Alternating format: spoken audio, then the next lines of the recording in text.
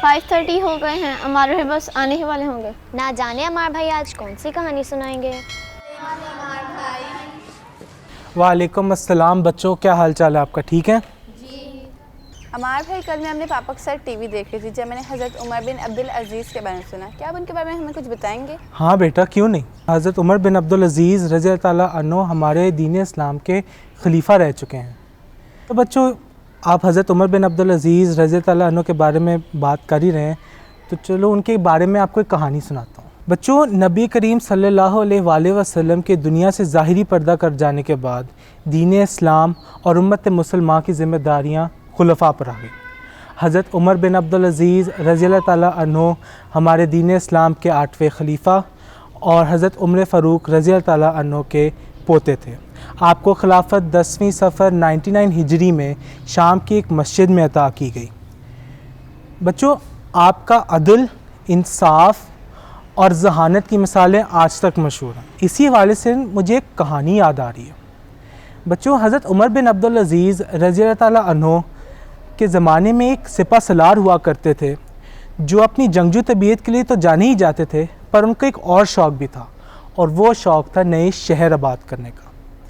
वो मुख्तलिफ़ औकात पर नए शहर आबाद किया करते थे। एक दिन वो सिपा सलार अपने एक छोटे से लश्कर को लेकर सहरा में निकल गए। कई दिन वो सहरा की खाक छानते रहे, पर उनको कोई शहर ना मिला, कोई लोग ना मिले, कोई आबादी ना मिली। पर एक दिन वो दूर से एक मीनार को देखते हैं और सोचते हैं कि कहीं वहाँ पे कोई आबादी तो नहीं। करीब जाके पता चलता है तो वो एक पूरा शहर आबाद है, और शहर भी ऐसा कि किसी का दिल भी ललचा उठे। खूबसूरत दरख्त, आबशारें, नहरें, यूँ लगता था कि जन्नत का टुकड़ा ही ज़मीन पर आ गिरा। तो वो मुसलमान लश्कर कब्ज़े की नीयत से शहर में दाखिल हो जाता है और क़याम करने लगता है। कुछ दिन गुजरते तो पादरी साहब को एक बात मालूम होती है कि एक बिन बुलाए मेहमान, मतलब कि एक मुसलमान लश्कर हमारे शहर में क़याम कर रहा है। तो वो एक अपना लश्कर लेकर इंटेरोगेशन की नीयत से सिपा सलार के पास पहुंच जाते हैं। पादरी साहब अब सिपा सलार से पूछते हैं कि भाई तुम यहाँ पर क्यों आए हो?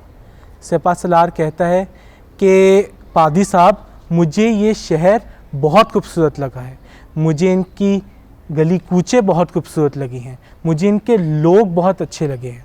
अलगर्ज़ ये कि मैं इस शहर पर कब्ज़े की नीयत से आया हूँ। ये कहने की देर थी बच्चों कि दोनों पार्टीज़ की म्यानों में से तलवारें निकल गईं।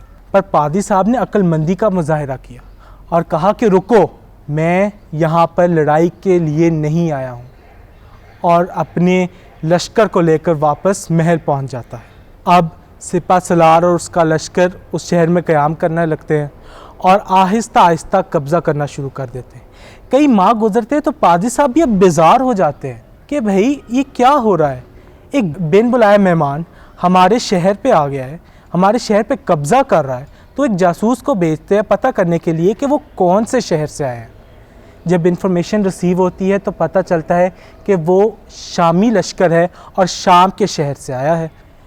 जैसे ही ये पादरी साहब को खबर पहुंचती है, वो आओ देखता है ना ताओ और एक ख़त लिख बैठता है शाम के बादशाह के लिए, और एक मैसेंजर के हाथों उस ख़त को शाम पहुंचा देता है। तकरीबन 25 दिन का सफ़र करने के बाद जब वो मैसेंजर शाम पहुंचता है तो उसे एक बंदा मिलता है। वो बंदे को मुखातिब करके कहता है कि भाई यहाँ का बादशाह कौन है और उस बादशाह का पता बता दो। बंदा आगे से कहता है कि भाई यहाँ पे बादशाह राज नहीं करते, यहाँ पर खुलफा राज करते हैं। मैसेंजर आगे से कहता है कि ठीक है भाई, मुझे खलीफा का ही पता बता दो। तो बंदा पता बताते हुए कहता है कि 4 कोस की दूरी पर तुम्हें एक मस्जिद नज़र आएगी, उस मस्जिद के बिल्कुल साथ वाला घर ही खलीफा का होगा। वो मैसेंजर उस पते पे पहुंचता है तो देख के हैरान हो जाता है कि ये क्या, ये तो एक कच्चा मकान है, एक कच्चा मकान और वो भी खलीफा का। ना कोई मीनार, ना कोई महल, ना कोई चौबदार। और वो देखता है कि एक बंदा अपनी छत पर चढ़ के अपने घर की मरम्मत कर रहा है और एक पर्दादार खातून उसे मिट्टी के घरोंचे पकड़ा रही है। मैसेंजर ये देख कर सोचता है कि मेरे साथ मजाक तो नहीं हो गया, कहीं मैं गलत पते पे तो नहीं पहुंच गया। इसी शशोपंज में वो मैसेंजर वापस चला जाता है। वो गली में जा ही रहा होता है तो उसे वही बंदा मिलता है। तो उस बंदे को रोक के कहता है कि भाई तुमने जिस पते पे मुझे पहुंचाया था वहाँ पे तो कोई था ही नहीं। बंदे ने आगे से पूछा कि भाई तुमने वहाँ पे देखा क्या? मैसेंजर अब कहता है कि भाई मैंने तो सिर्फ ये देखा कि एक बंदा है वो अपने घर की छत पर चढ़ के अपने घर की मरम्मत कर रहा है। बंदा आगे से कहता है कि भाई वही हमारे खलीफा हैं। अब वो मैसेंजर और परेशान। वो मैसेंजर वापस उस पते पे जाता है तो क्या देखता है कि घर के बिल्कुल साथ ही एक बहुत बड़ा दरख्त है। उस दरख्त के साए तले खलीफा वक्त नमाज अदा कर रहे हैं। जैसे ही वो सलाम फेरते हैं मैसेंजर उनके पास जाकर वो ख़त उनके हाथों में थमा देता है। खलीफा साहब अब वो ख़त पढ़ते हैं। उस ख़त के जवाब में उस ख़त के बिल्कुल नीचे ही अपने सिपा सलार के लिए लिखते हैं कि जिस वक्त भी तुम्हें ये ख़त मौसूल हो तुम काजी को बुलाकर एक अदालत लगाओगे। दोनों पार्टीज़ पेश होंगी, पादी साहब भी और तुम भी, और जो काजी साहब आखिर में फ़ैसला करेंगे वही माना जाएगा। उसके बाद खलीफा अपनी मोहर लगाते हैं और वो मोहर होती है हज़रत उमर बिन अब्दुल अज़ीज़ रज़ियल्लाहु ताला अन्हो की।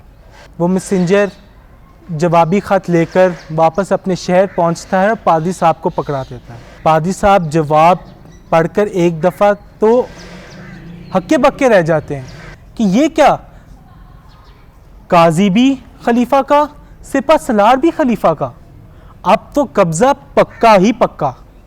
वो ख़त फेंकने लगता है तो सोचता है कि चलो एक दफ़ा सिपा सलार को ही ये ख़त पढ़ा दिया जाए। जैसे ही वो सिपा सलार के हाथ वो ख़त पहुंचता है, जब सिपा सलार वो ख़त पढ़ता है वो देखता है कि आखिर में हज़रत उमर बिन अब्दुल अज़ीज़ रज़ियल्लाहु ताला अन्हु की मोहर लगी हुई है और कहता है कि यही मेरे खलीफा का हुक्म है और इस हुक्म पर ही अमल दरामद होगा। वो काजी के पास जाता है और कहता है काजी साहब आप हमारे केस की सुनवाई कीजिए जल्द से जल्द। अलगर्ज ये कि अदालत सज जाती है। पादी साहब भी पेश होते हैं, सिपा सलार भी पेश होते हैं। पादी साहब अपना मौक़िफ़ बयान करते हुए कहते हैं कि काजी साहब ये मुसलमान लश्कर 4-4.5 माह से यहाँ पर क़याम पजीर है। काजी साहब सिपा सलार से पूछते हैं कि इस बात में कितनी हिकमत है। सिपा सलार आगे से जवाब देते हैं कि काजी साहब मैं यहाँ पर क़याम पजीर हूँ, ये बात सच है, मुझे ये शहर बहुत खूबसूरत लगा है। काजी साहब आगे से कहते हैं कि क़याम तो 1 दिन का होता है, 2 दिन का होता है, 3 दिन का होता है, 4-4.5 माह का कौन सा क़याम होने लगा। सिपा सलार आगे से कहता है कि काजी साहब मैं यहाँ पर कब्ज़े की नीयत से आया। काजी साहब ने अब दोनों के दलाइल सुने और आखिर में फ़ैसला दिया मगरिब होने से पहले पहले मुसलमान लश्कर इस शहर को छोड़ के चला जाए। पादी साहब की परेशानी और बढ़ गई क्योंकि इस दफ़ा तो काजी ने सिपा सलार के ख़िलाफ़ ही फ़ैसला सुना दिया। तो अब काजी का सर कलम हुआ ही हुआ।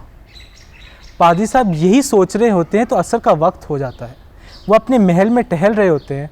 वो अपनी खिड़की से क्या देखते हैं कि एक रेत का तूफ़ान सा बरपा है शहर के बाहर। वो अपने चौबदार को बुलाते हैं और पूछते हैं कि ये क्या माजरा है।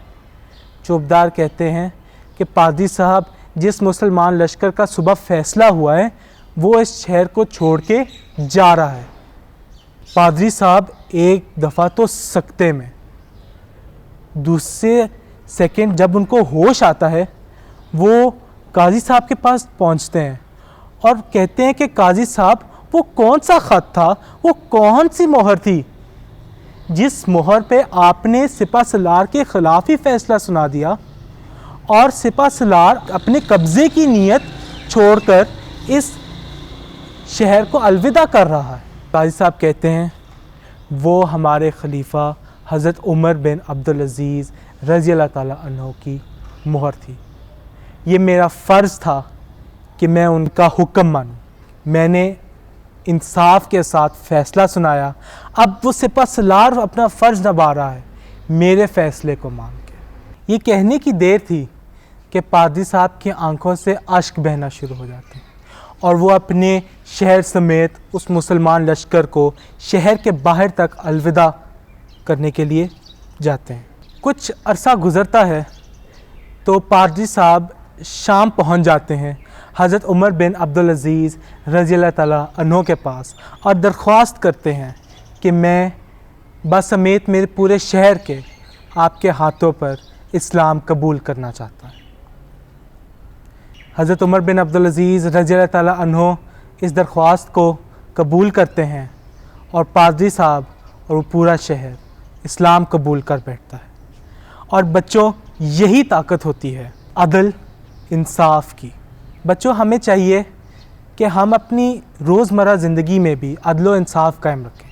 ख़वाह सामने वाला शख्स कोई भी है, आपका दोस्त है, दुश्मन है, हिंदू है, मुसलमान है, क्रिश्चियन है, पर है तो वो इंसान ही ना। बच्चों, मैंने आपको ये कहानी सुनाई, आपके जहन में अगर कोई सवाल है तो आप मुझसे वो पूछ सकते हैं। अमार भाई, ये खलीफा कौन होता है? बेटा, उस ज़माने में जो मुस्लिम रियासत का जो सरबराह होता था उसे खलीफा कहते थे। अमार भाई, काजी कौन होता है? खिज़र, काजी वो होता है जो फ़ैसला सुनाता है, यानी कि जज। अमार भाई, क्या हज़रत उमर बिन अब्दुल अज़ीज़ की तारीख़ पैदाइश के बारे में जानते हैं और वो कहाँ पैदा हुए? हाँ बेटा, तारीख़ पैदाइश का तो पता नहीं, पर वो 61 या 63 हिजरी में पैदा हुए और वो मदीना पाक में पैदा हुए थे।